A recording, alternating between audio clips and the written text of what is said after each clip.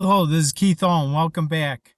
Today's tutorial is going to be about simple tips and tricks that you could use in your Excel spreadsheets that will visually make your data more appealing. So our first one that we're going to talk about is how do we go about creating like what we call a variance bar chart over here. So I have some data here, and what it is going to be a list of products with fictional sales numbers, and we have an actual sales number and a budgeted sales number, and then a difference between the two. And then based upon this difference, we're going to create this variance bar chart that's over here to the right. So our first step here is to create the difference between actual and budget. And all I did was basically did a simple subtraction formula. I take my actual, okay, minus my budget, and it comes up with the difference. And then I formatted this cell.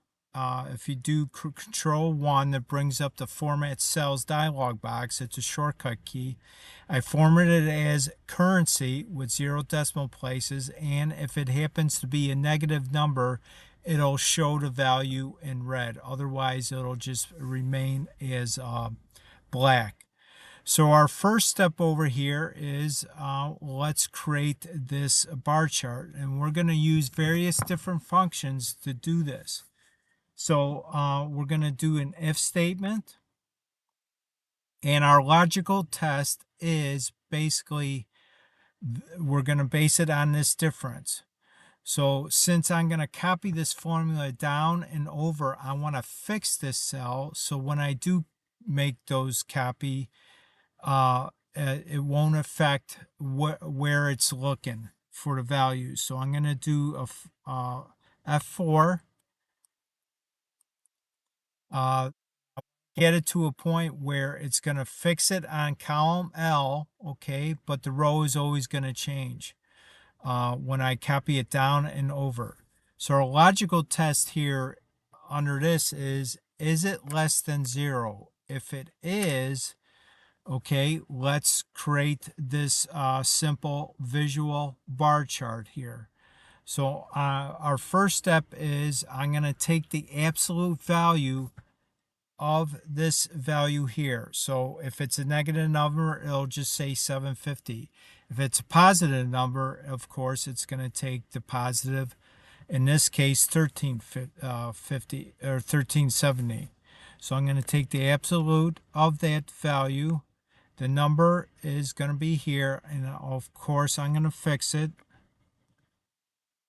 Okay, and then you'll see the results here, and then we're going to make a modification to this.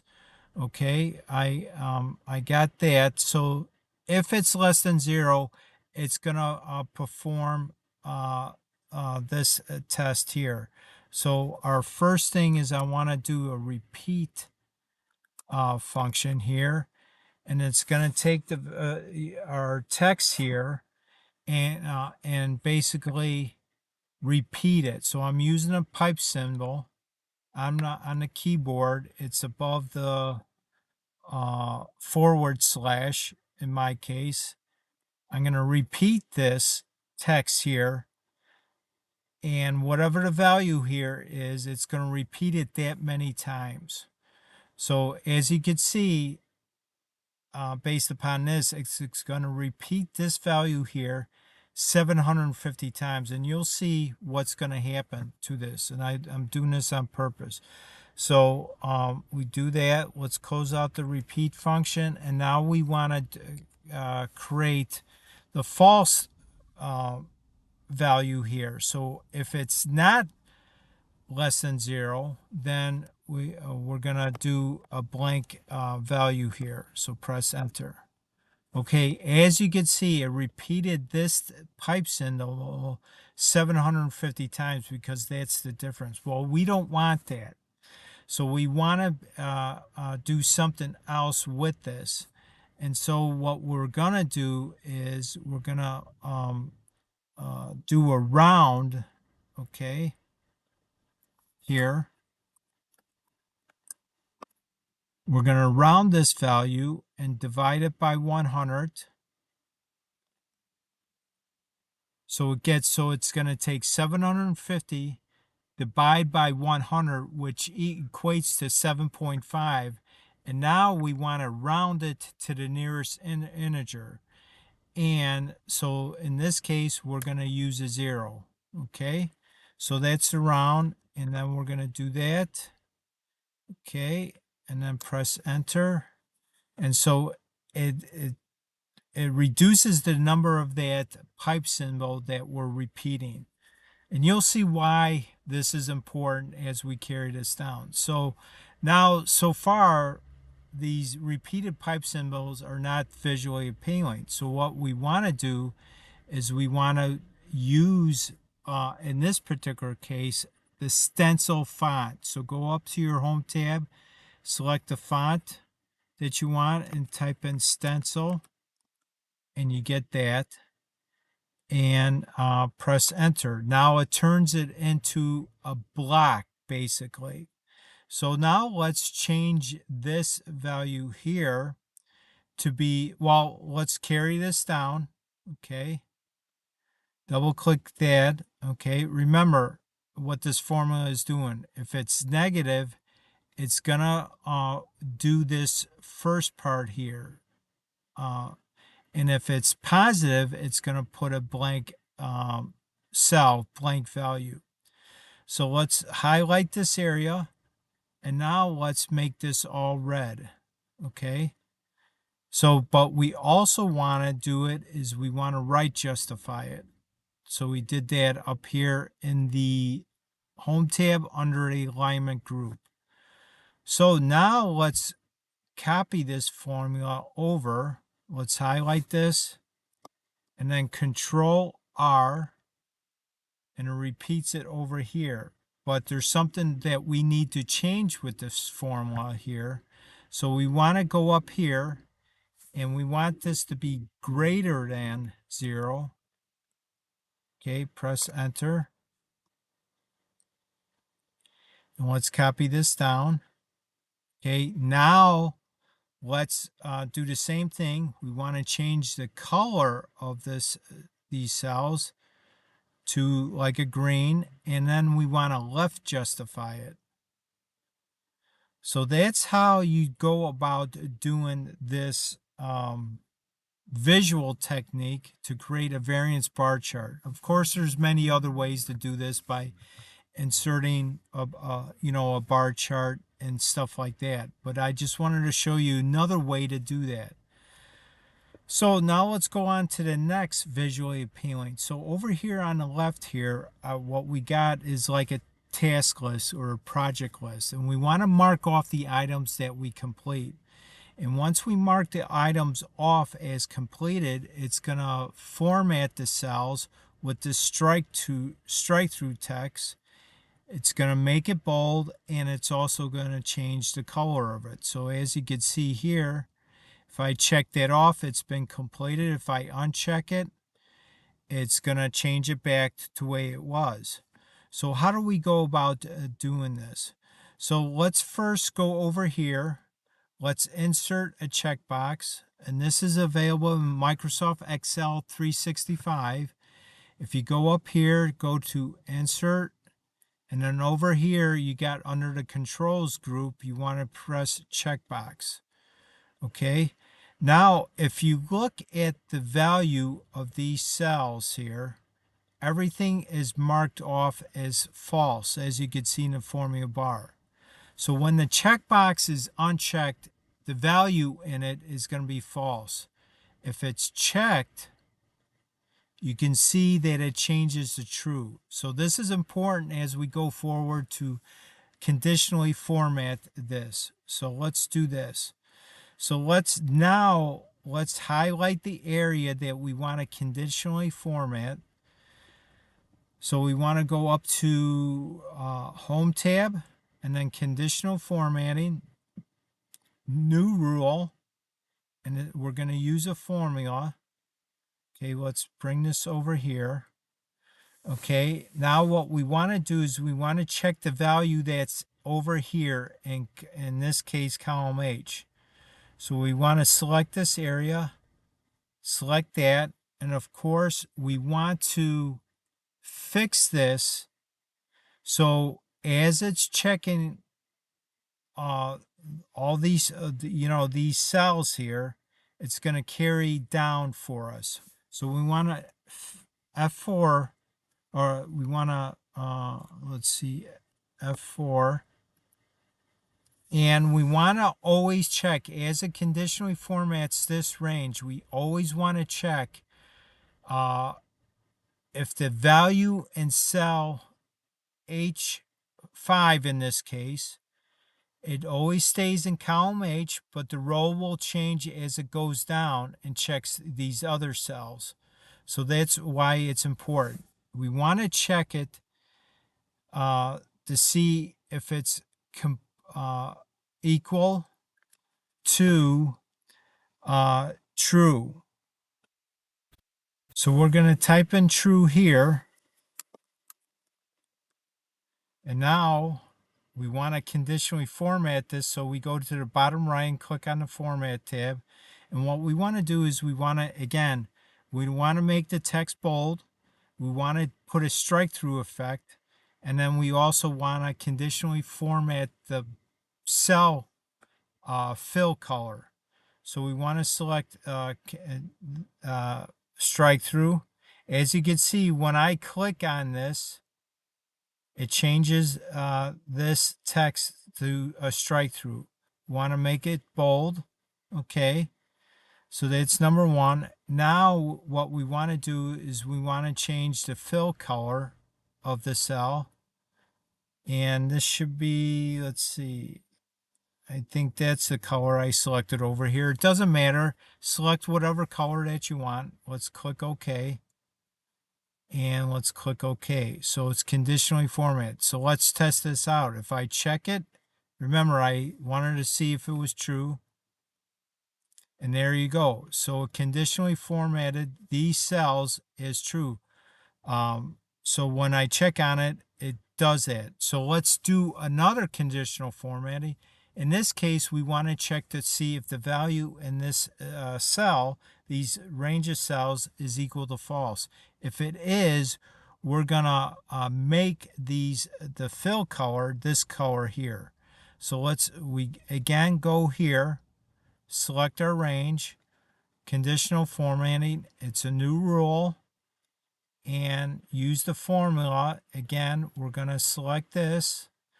Let's do F5 or F4. Okay, is equal now to false. We want to format it to be, again, the colors don't matter. I'm just going to go up here. Okay, and it probably is this color here. Okay, if it isn't, again, the color doesn't matter in this case. So I'm going to click OK, click OK. So as you can see, when it's unchecked, it goes to this color. When I check it, it conditionally formatted when the condition is true. So that's that case. Now let's go on to another thing that comes with Microsoft Excel 365. And what we want to do is we want to insert the flags for each one of these countries. And in order to do that, we can change our data type here to be a geography data type. So let's go ahead and select this range. Again, you need to be connected to the internet for this particular case. And let's go over to data. Let's go over to data types here. Select this drop down and we're going to select geography. And what it's going to do is going to go out to basically the internet and make these data types a geography data type. And as this cell range is selected, you can create values for many different things. So if you click on this little toggle up here, and it's going to fill to the right of these country names. So if we want the flag, we want to select image, okay, down here. And so it goes out and gets the image or the flag for each one of these countries. If you wanted to add more data, insert more data, extract data, you select this, and let's say you want to see what the capital or major city is within that country. And as you can see, it pulls the data. And you can continue to do that. Let's scroll this, highlight this, and you can continue to select all these different values that you want to extract data for that relates to this particular country. So it's a great feature to know to get your data, real-time data. So now let's go over here. Now I'm going to show you two different project trackers or task trackers, whatever you want to call it. And one using checkboxes here and another using conditional formatting. So let's go ahead do this step by step. Again, I'm just randomly selected project names, and there's certain parts to each website development, and you want to see which task for this project is completed. So what I did was I dynamically created these part ones, part twos, these headings using a formula. So what I did was I pressed equal. In text, I put in part, space, double quote. I'm using a concat symbol, which is the ampersand symbol. And what I want to do is I want to build a sequence of numbers successively that increases as I copy this formula over to the right. So use the sequence function. Number of rows, in this case, I only want to fill values in one row. Okay, the number of columns in this case is going to be 5. And I want to start with 1. And the step I want to increase it by is also 1. So I close that out, press enter.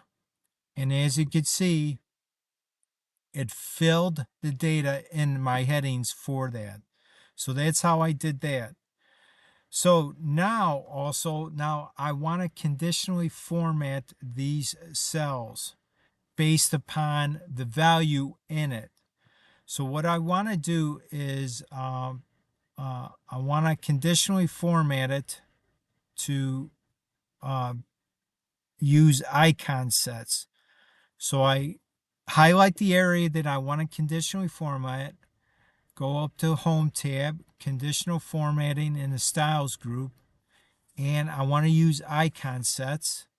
Scroll down, I want to do more rules, and I'm going to use a formula here, and it's going to be set to either 1 or basically 0 in this case. So let's go ahead and build this formula over here.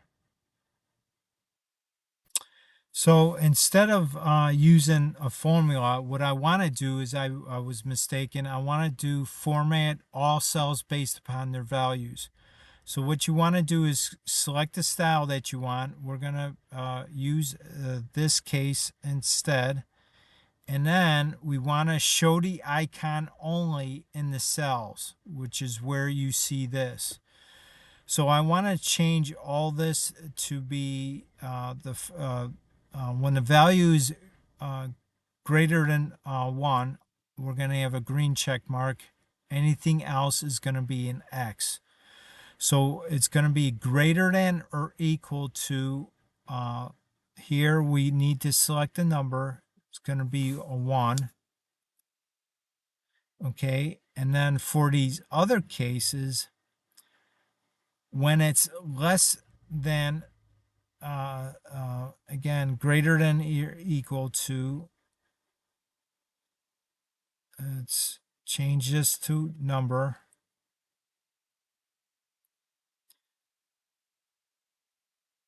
Okay.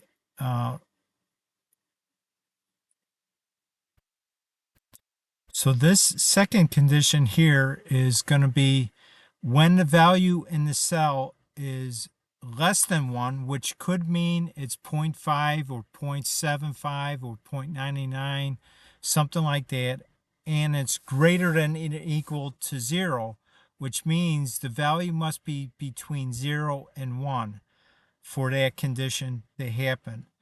So greater than or equal to 1, okay? And then we want to select OK.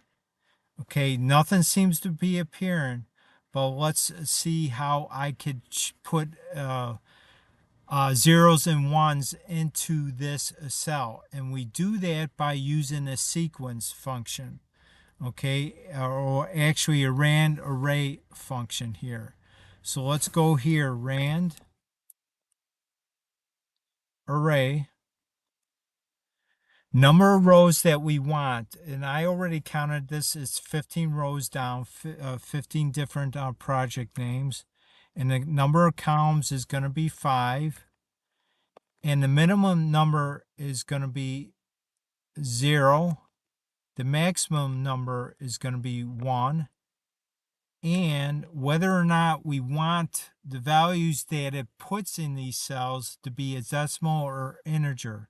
In this case, I just want it to be either a 0 or 1.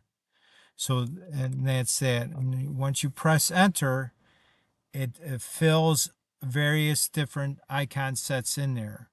Because now these values in here, because it's generated by rand array, and that's a volatile function, which means anytime you make changes in your worksheet, it's going to recalculate it. So that's what that means.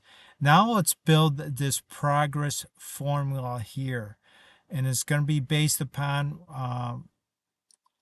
the values in here, as you can see over here. So we're going to use a countif function, and we're going to check whether or not it's 1 or not in this particular range. And we're going to also use the repeat function. So let's put repeat. And the text we want to repeat is the bar symbol, the pipe symbol, I mean, double quotes. Okay, the number of times that we want to do this based upon countif. Have over here, the range that we're going to be using is this range here. And we're just going to be copying it down so it's going to change. So we could use it as relative. And the criteria in this case, we're going to check to see whether or not the value is 1. Okay, if it is 1, it means there's a green check mark or a green circle. And if it's not 1, it must be a 0 less than 1. So which means that it hasn't been completed in this case. And which is you have an icon set of a circle with an X in it, as you can see. So we're going to check that. And then we're going to multiply it by 10. Okay. And we're going to close it out, press enter. And as you can see, it added a number here. Let's show you what happens so you can understand why I multiplied it by 10 for. Okay, let's do this. Let's press shift. Okay. Okay, as you can see, based upon here, we have 4 pipe symbols. And the reason why we have that is because we have 4 green check marks, which all of them result in a value of 1. So it repeats it for the number of times this cell range has a 1 in it. So that's why. But I wanted to multiply it by 10 to give it a more visual depth of the progress bar over here. So let's multiply this by 10. Press enter. Okay. Now let's use there's multiple different fonts that we could use. So let's go up here. Let's use stencil. Again, press enter. Let's make this a different color. Okay, now let's copy this down. And as you can see here, the reason why this one's blank is because this cell range, all of them equal 0. So that's one way you could create a progress chart. Again, you could use insert, use the data set, and you could go to insert and the different charts that you can apply. Now let's use the same data, but let's use checkboxes instead. So this one's a little bit more easier. Again, let's dynamically produce this, the headings here. So equal, we're going to put part, space, use the concat symbol, the ampersand, and then we're going to use the sequence function again. And the number of rows is just going to be 1. The number of columns is going to be 5. We're going to start with 1, and we want to step it up by 1. Okay, so that's how I did that. Now let's insert checkboxes here. So let's highlight the range here. And let's go up to home to insert checkbox. Okay. Again, as I explained this earlier, this particular checkbox, once you insert it into a cell, the value is either going to be true or false. Okay. In Excel, converts a true or false to a 0 or 1. 1 for true, 0 for false. So as you can see, it changes the value up here in the range here to be true or false.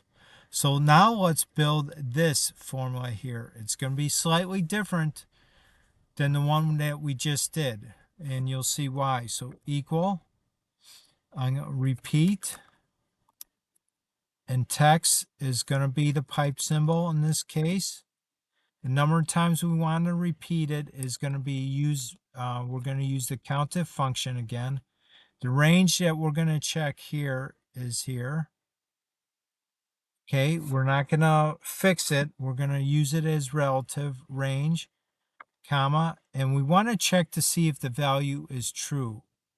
So we're going to type in true, press enter. Okay, nothing happens. Why? Because all these are false right now. If I check this, you could see what it does here. Okay, that's what it's doing. So it's repeating this pipe symbol the number of times in this range that the values are true. In this case, it's 5. That's why we have 5 pipe symbols. Now let's format this. And now let's go up to home. Let's select a different font. Instead of stencil, we can use Playbill. Press enter. Let's copy that. Well, let's change the color here to be that blue. And now let's copy this down. Okay. Again, these values there's nothing here because we haven't made a progress. But as soon as I start checking these off, it's going to repeat that. So, and again, I'm going to increase the value of it so we have more depth of it. So let's change this to be multiply this by 10. I just randomly select the number. It could be anything that you want. Okay, so now there's more depth to it. Let's press autofill this. Let's go down here. As you can see, everything starts to change. So hopefully this tutorial here gave you some ideas how to make your data more visually appealing by using these techniques. Again, this is important to know for data analysis, and it's also good to know because you have multiple different ways that you could do things. Again, I want to thank you for stopping by today. You have a great day. Remember to subscribe to my channel. And also, always, please like and comment this video because it helps with the YouTube algorithm to get this out to more people so they could learn about these techniques also in Excel. Thanks again. You have a great day, and I'll see you on the next video.